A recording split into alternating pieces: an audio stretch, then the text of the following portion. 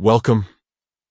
In today's video, we're going to walk through the updated process of how to share a list you follow on the X app. If you've ever wanted to show friends or followers a curated list of accounts you enjoy, but weren't quite sure how to do it, this guide will make it simple. Let's get started. First, open the X app on your device.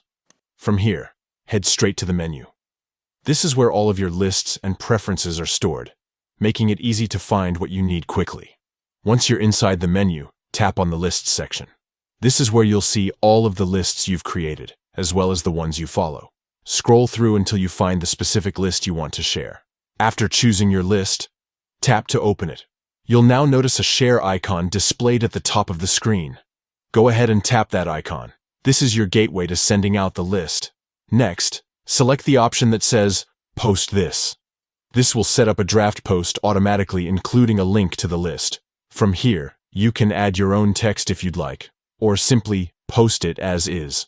Once you're satisfied, confirm the post, and it will be shared directly with your audience on X. And that's it. Sharing a list is a quick and effective way to recommend curated content without having to tag multiple accounts or write out long explanations.